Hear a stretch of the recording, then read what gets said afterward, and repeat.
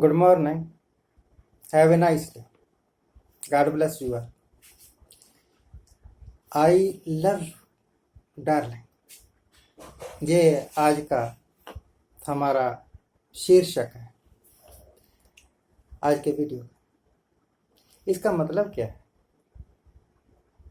ये एक निरर्थक शब्द है तब तक जब तक इसको आत्मा से ना अपनाया जाए, आत्मा साउल से ना अपनाया जाए। देखिए, सिख धर्म में एक शहीद हुए हैं बाबा दीप सिंह। बाबा दीप सिंह का अपने गुरु के साथ इतना प्यार, इतना लगाव, और उन्होंने जिंदगी में कभी नहीं कहा ऐ गुरु जी मैं आपको बहुत प्यार करता हूं, या अंग्रेजी में बोल लो आई लव यू। अरदास करते हैं, अरदास करते वक्त कहते हैं कि हे सच्चे पातशाह, हे गुरु नानक, हे गुरु गोबिंद सिंह, मैं तेरे गुरुद्वारे को, गोल्डन टेम्पल की बात,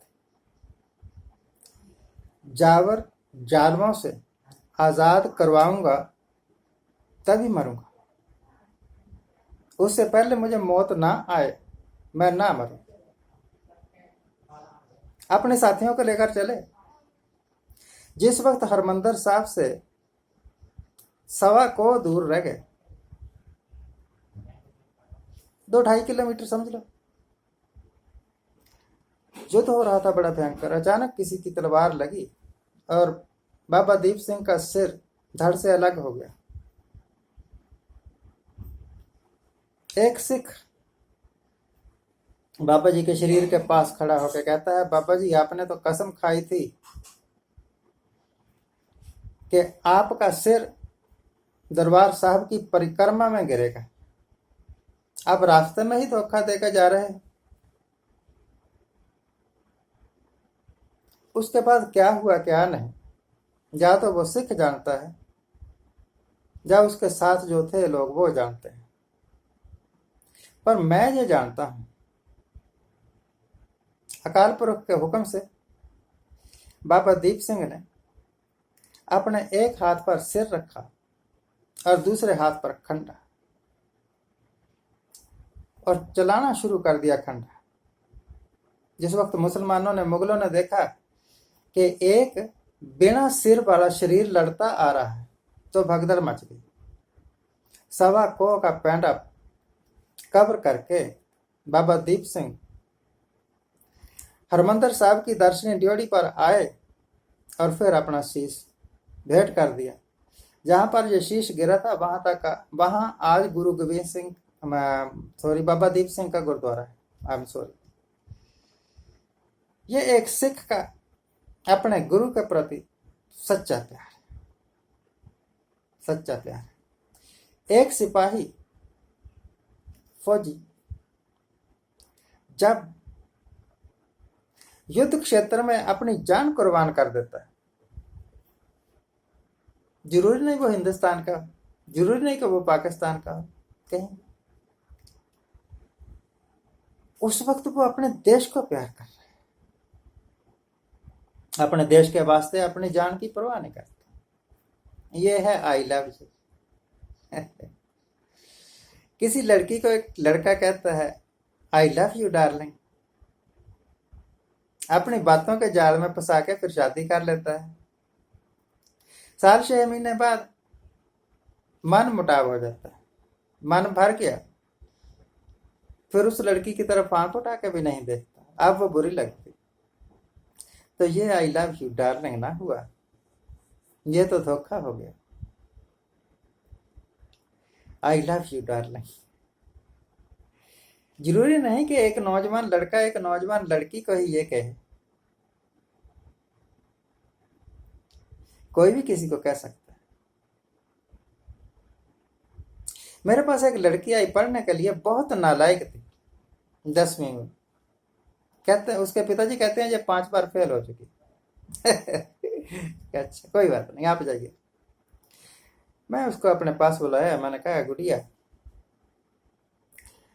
तू मेरी पिछले जन्म की रिश्तेदार है, पिछले जन्म में तू मेरी बेटी थी, तुम भूल गई, मुझे याद है।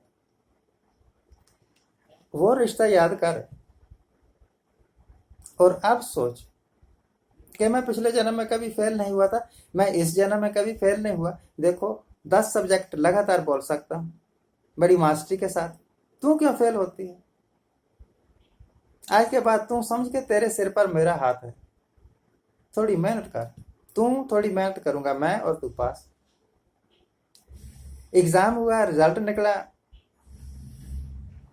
65% नंबर लेके पास हुई। बहुत खुश, मुझे मिलने आई तो मुझे अपनी बाहों में भर लिया। कहती है अगर आप आशीर्वाद ना देते ना तो मैं पास नहीं होती। उसके पिता बहुत खुश, हमें भी खुशी मिली, हमने एक फेल स्टूडेंट को पास करवाया, नेचुरली खुशी तो होनी थी। ये है I love you. Indira Gandhi ने अपने मुल्क को आई लव यू कहा। जो भी वो कर गई, जो हिस्ट्री के माइलस्टोन है। जवाहरलाल नेहरू ने अपने इंडिया को आई लव यू कहा।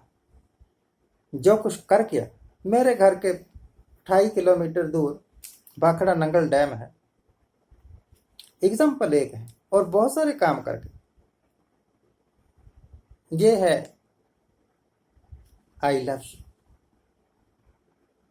कहीं भूले ना फिर क्या आई लव यू का मतलब सिर्फ एक लड़की को एक लड़के का बोलना ही होता है। आई लव यू का मतलब ही है कि अपने आप को किसी काज के वास्ते कुर्बान कर देना, किसी काज के वास्ते कुर्बान कर देना। हम उम्मीद करते थे कि मिस्टर मोदी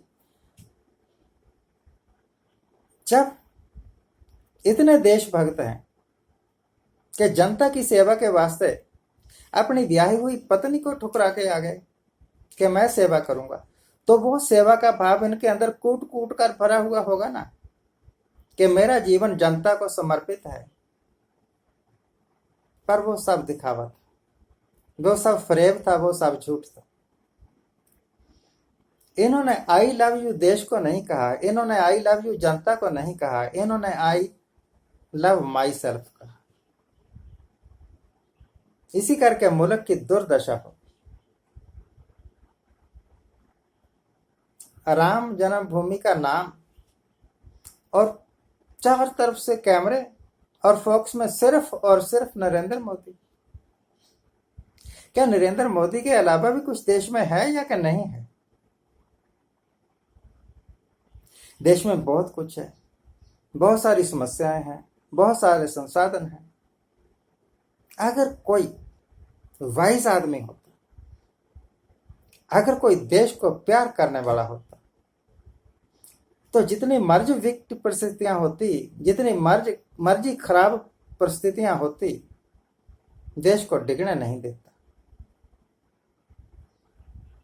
पर एक समस्या आती है, ये उसकी तरफ से मुंह फेर लेते हैं, एक नया इवेंट खड़ा कर देते हैं। उधर से एक समस्या आती है, उसकी तरफ से आंखें फेर लेते हैं, एक तीसरा इवेंट खड़ा कर देते हैं। एक नया इवेंट खड़ा करना और वर्तमान समस्या से आंखें फेर लेना, ये कोई बुद्धिमानी नहीं है, यह नालायकी का प्रदर्शन है। अगर आपको मेरी बात समझ आ जाए, चाहे आप गांव में रहते हैं, चाहे आप शहर में रहते हैं, चाहे आप मामूली आदमी हैं, चाहे अपने गांव के शहर के प्रधान हैं, चाहे आप सीएम हैं, चाहे आप प्राइम मिनिस्टर ऑफ इंडिया हैं, सच्चे अर्थों में साबित करके दिखाओ कि आप अपने देश को प्यार करते हैं, आप अपनी जनता को प्यार करते हैं। आज इतना ही। आज जिनका जन्मदिन है उनको हैप्पी बर्थडे, आज जिनकी मैरिज एनिवर्सरी है उनको बहुत बहुत शुभकामनाएं। सदा सुखी रहिए, आनंद प्रसन्न।